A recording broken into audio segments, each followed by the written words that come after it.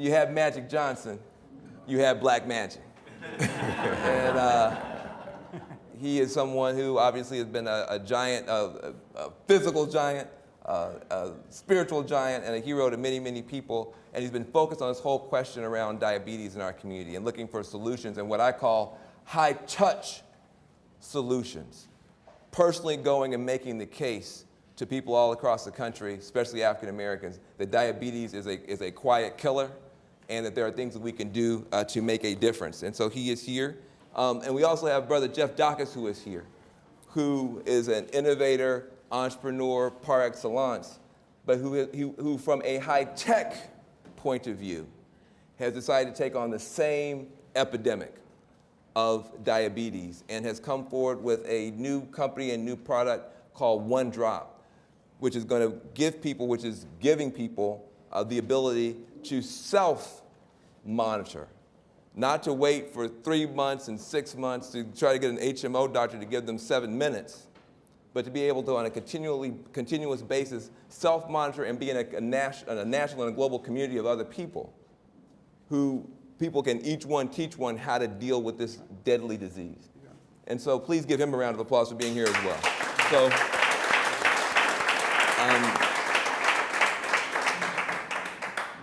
So I wanted to start with you.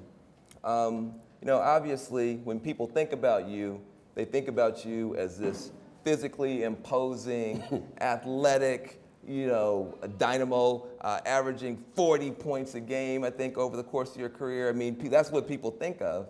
And yet, somehow, you wind up with this diagnosis. If you could wind up with this diagnosis, that means nobody here is safe. Talk to me about how this thing hit your life and what you decided to do about it.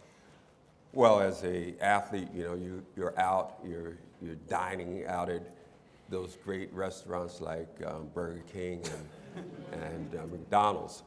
And when I first found out I had diabetes, which was in the 90s, and it was like 7 or 8 years after my father had passed away from diabetes, and I thought it was a death sentence for me. And so I had to be educated, and by being educated, finally I went online, and one of the great things about this, the new technology, and the fact that we have this internet, is that, you know, you're in touch with everything, and you can find out just about everything that you need to know. And I went online and found out, you know, all the things about diabetes, and found out that it wasn't a death sentence, that I could live and live a normal life if I was to do a few things to alter my lifestyle. And I did those things. Obviously, I was, you know, pretty much out there, so to speak. Let me say, let me not say this in any kind of derogatory way. When I say out there, I mean, you know, working out, exercising, and things of that nature.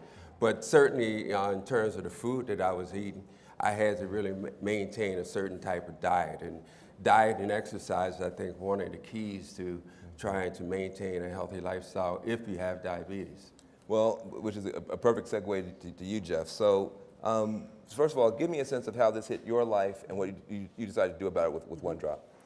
Well, first off, you know, thanks for having me here, and it's great to meet everybody. My dad had diabetes, type 2 diabetes, for over 40 years, and so I grew up with a parent that was injecting himself with insulin, you know, a couple times a day, and had to be watchful of what he ate. And then 2 years ago, a little over 2 years ago, I was diagnosed with type 1 diabetes. And I didn't know anything about it, really. And I didn't really know anything about type 2 either. I really just didn't have a good understanding about it. And I too, you know, did some Googling around and tried to find out what was going on, you know, on the internet. And there's a lot of misinformation out there, and there's a lot of politicism in the diabetes community, and there's a lot of disconnectedness around what people think about diabetes and how they approach it. And so, real quick pause. Yeah. Type 1, type 2. What do you mean? Type 2 diabetes, your body is resistant to the insulin that your pancreas produces. Type 1 diabetes, your pancreas stops producing insulin. So if you had insulin, your body would absorb it and process carbohydrates like every other person. But since your pancreas stops working, type 1 diabetics need to take insulin forever. Type 2 diabetics, you know, their body's producing insulin, but their cells are resistant to absorbing it. And so they have to either take more insulin to make up for the fact that their body's resistant to the insulin their body is producing, or they take oral medications and other things. But it's two distinctly different diseases. Gotcha. And then you said there's a lot of politicism. What do you mean? I'm a political guy. The Republicans say I'm for type 1 and I'm for type 2. I mean, what do you mean politicism? That's really the barriers there. I mean, type 1s feel as though the type 2s are a whole different planet. And the type 2s, don't understand why the type 1s are so goofy about it. The type 1s feel like it's a disease that happened to them. They were 2 or 3 years old. It's typically a juvenile diagnosis. They get this disease. They have to go on insulin. They have to go on this regimen, and they need insulin to live. If you don't take insulin, you're going to die slowly. If you take too much insulin, you're going to die instantly. And so that sense of type 1, oh, this happened to me, is different than what the type 1s think happened to the type 2s, which is you're fat, you're lazy, and you don't give a shit about your body. That does sound like Washington, D.C. I feel right at home. And none of those could be further, that couldn't be further from the truth. I'm a victim, you're lazy. Okay. Yeah, exactly. You nailed it. But you got this diagnosis not as a child. No, I got it at 47, and so I'm 49 now, and it was a strange diagnosis for somebody my age to get type 1 diabetes, so I've been fortunate enough to figure it out pretty quickly, and I'm super healthy. So what is the problem that you're trying to solve with One Drop? So what we want to solve is behavioral change. I don't have a medical solution. I don't have a doctor or pharmaceutical or hospital-based program that's going to help people when they're sick. I want to change behavior to keep you well. I want you to make great choices so that you stay out of the hospital, you stay out of the doctor's office, you consume less pharmaceuticals. I want you to use digital technology to enable you to be well, to make great choices, to stay motivated, empowered, and mindful about living life with diabetes. So how does the product work? Today, the product is a mobile application, and it enables you to log what you do, food, insulin, activity, and glucose. And we do some big data magic in the background to provide you with data-driven, actionable insights on what you can do to make better choices. And then we share all of your data, everything that you do, with everybody on the platform. So everybody is sharing all of their information with everybody. And together, we're navigating diabetes. Wait. So you mean I'm on your platform, Yep. and they know that Van Jones ate a cheeseburger and a milkshake? That doesn't sound good. So they know that a person with the initials VJ ate a cheeseburger and a milkshake. The data is de-identified and anonymized so that you can't track the data back to any one individual. So we are HIPAA compliant in our security. But for the most part, when you sign up for One Drop, you're signing up to navigate diabetes together. You all heard of Waze, that traffic app, right? Well, you contribute your data to Waze so that everybody can get to the airport faster. That's what we do with One Drop. You contribute your data to One Drop so that everybody can navigate a burrito, better. So you had an example about the burrito, Yep. his burrito and your burrito. Yep. So just walk through that, and then we'll go through the rest of it. So Earl, he's got some experience. He loves burritos, and he goes to Chipotle or wherever, and I don't know, you like burritos? No, but No, okay. All right. Hypothetically, Earl likes burritos, and he seems to get it right every time.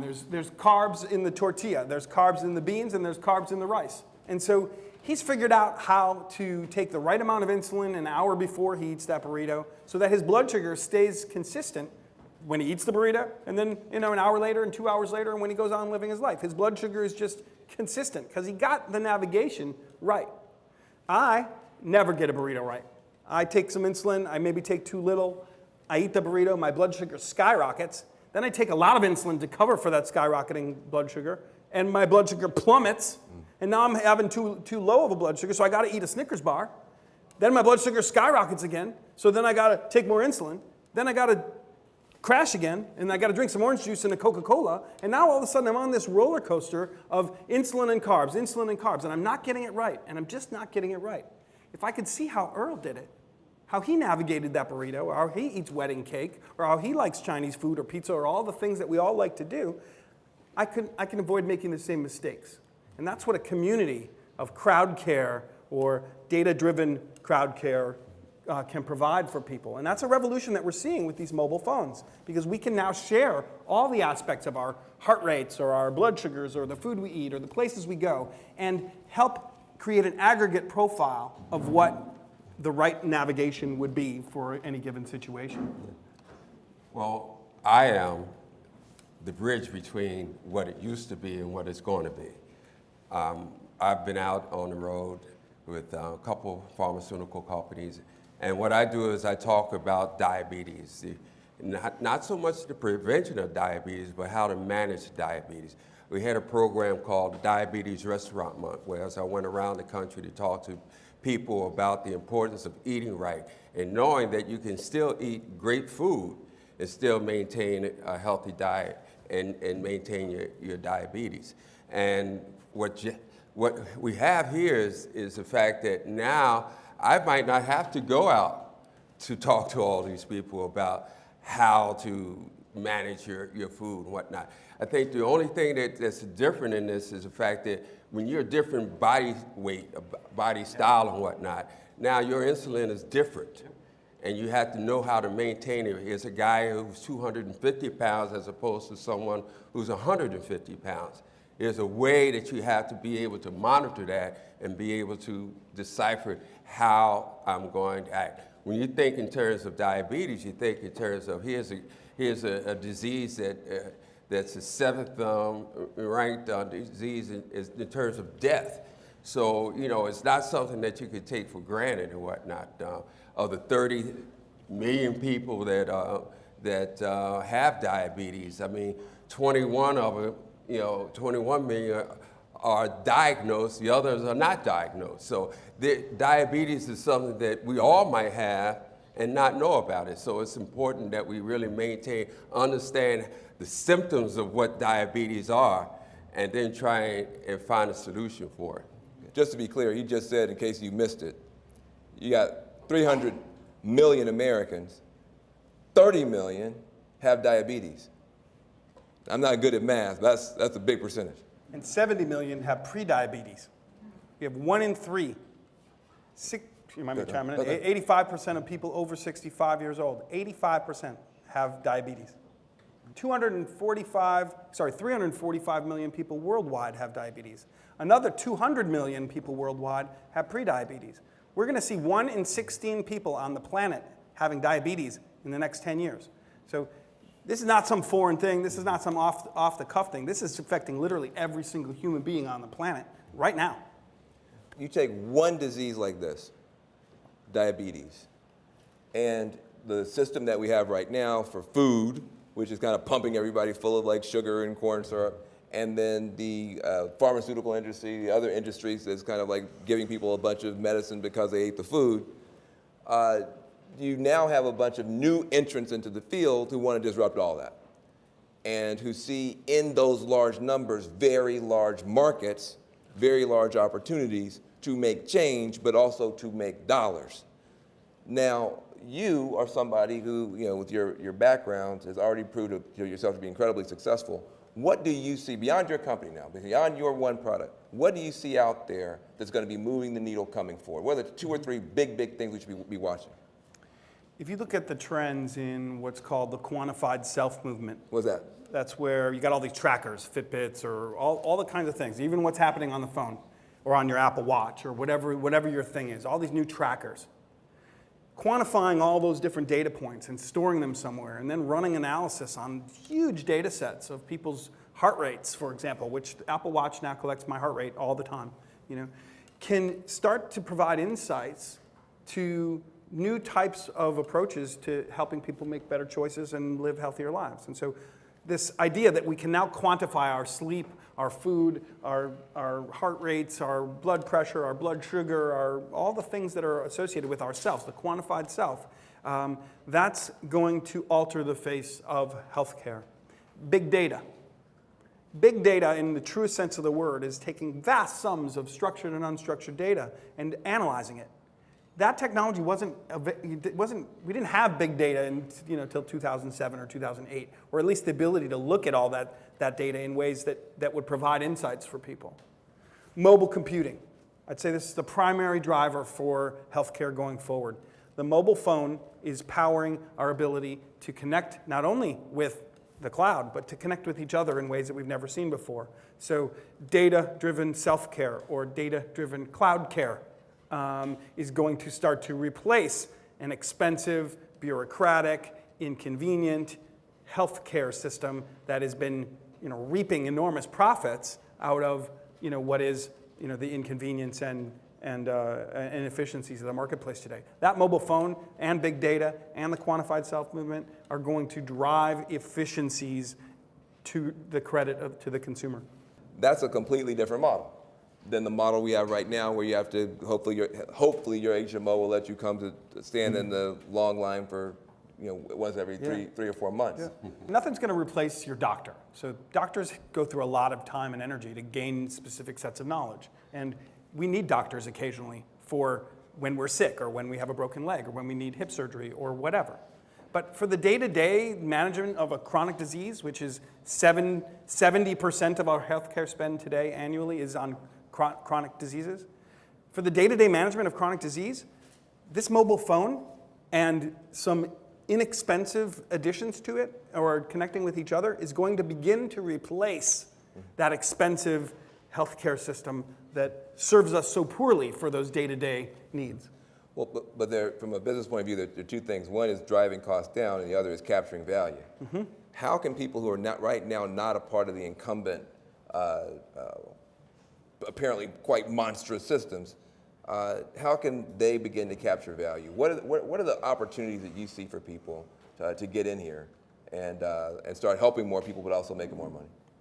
Well, much like what Earl does in a lot of ways by spreading the word and communicating to people, I think there are huge opportunities in what I'll call physician extenders. So that physician, you're not going to replace the physician. They have a great knowledge base that we need. But that knowledge base is now less patriarchal and less paternal and less siloed, and is now disseminating out into the marketplace. So you could have your x-rays read by a person in the Philippines at a much lower cost than by a radiologist in Boston. You could have standard diagnoses or standard treatment paths for day-to-day activity starting to be delivered by lower cost providers via video conference or text message-based services. And so physician extenders, I think, are where I see a huge opportunity. Okay. So we're going to take some questions here in a moment. One of the things I think is interesting about entrepreneurship, whether it's social entrepreneurship, like yourself, finding partners, going out there, doing that high-touch work of helping to change people's lives and minds, or regular entrepreneurship, high-tech, is that you're often scratching your own itch, that you have a problem yourself that you're trying to solve for yourself, and because of that, you're super motivated to try to find solutions, to try to find modes of analysis, to try to find good partners, and that seems to me to be a big important part of this. What are some of the other big medical problems that you're seeing in the African American community, for instance, that you think entrepreneurs might be able to get in there and make a difference for? Well, if you take it in terms of just the diabetes, you think in terms of what diabetes causes, what's the main other directions that you can go into, like hypertension, kidney disease, heart disease, and all these things. Well, obviously, there's going to be more time to diagnose that, and how these here glucometers and all these things that we're talking about will be able to monitor those things and then see how those things can be tapped into so that you can avoid them, so that you can at least be able to control that your own destiny, so to speak, in that regard. It's interesting. You're talking about this revolution happening at the intersection where you have mobile technology, you have big data, you have the quantified self. Both my grandparents are dead and gone now, but when I think about that 85% of senior citizens, aren't we going to need some ambassadors like yourself to go out and encourage adoption of this stuff? I mean, it seems to me that Even terms like quantified self make sense for the geek crowd, but may not make sense, in the barbershop. Well, when you look at just go back with the diabetes, you look at diabetes and you find that the mean age of diabetics is like 54. So obviously, you have 65% of the people over 65 have diabetes. So now you're looking in terms of people who might not be that familiar with a cell phone or other things. So they have to be re-educated in those things. So yeah, there's an opportunity for that type of scenario to go out and try and re-educate those people who have been educated not to deal with these issues. I say that because it's the people here who know about marketing, who know about how you access some of these communities that may not be in the same line of fire for normal advertising and marketing. Well, we're going to wrap up. I'm going to ask one question of you, and I'm going to brag on you, and then we're going to wrap up. But my question of you is, since you mentioned that you're a capitalist, how do you make money with OneDrop? Good question. Today, the app is free. It's free for everybody. And the data platform that we're running behind it is powering actionable insights for everybody, and that's free. We're about to manufacture a glucose meter and a set of test strips, and also provide a certified diabetes educator on-call program. And the test strips and the glucometer and the diabetes on-call program are going to be what we charge insurers for, self-insured employers for, or individuals for, and we're going to bring that cost in at less than you'd pay for a copay. So right now, there's so much profit being made in the diabetes industry by keeping information from people and by providing them with crappy gear or crappy supplies at an exorbitant price. We're here to package all that up into a single subscription price and give it all to you at less than a copay. And we think with, let's say, 5 million subscribers at $30 a month, you do the math, it ends up being quite a decent business. Good. So, and I want to brag on you before I let you guys go. It's easy to have a problem and solve it for yourself and move on. It's something else to have a problem and try to solve it for a community too. And that's what you have done. The reason we wanted to have both of you guys here together is that there are some significant business opportunities as you see these big numbers in communities of color of medical epidemics, whether you're talking about diabetes, hypertension, obesity, you can go down the list. We get hit first and worst on all the bad stuff. Very, very large numbers with people making a ton of money off of it, including the funeral homes. Mm-hmm. There is a set of entrepreneurs now coming on the scene that have really, really impressive solutions. But our community is unaware of those solutions. And some of those solutions may not be being designed optimally to deal with the Latino community's particular set of questions, or the Native American or the African American female particular set of questions. And so both on the innovation side, we see tremendous opportunity for partnership, and on the marketing side, tremendous opportunity for partnership for entrepreneurs, investors, influencers of color in the medtech space. And that's part of the reason that you are so important to us, is because before we had the smartphones, and before we had the quantified selfies, and before, I'm just joking. Before we had all that kind of stuff, we had great people in our community, we had great leaders in our community, we had great heroes in our community, and you've always been one of them. Thank you for being here, sir. Thank you. Appreciate it.